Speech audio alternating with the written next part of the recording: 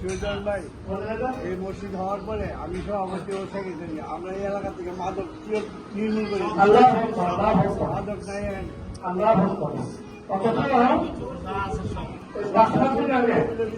রাস্তার খবর আছে, ওটা মসজিদে বসে মিটিং করে আমরা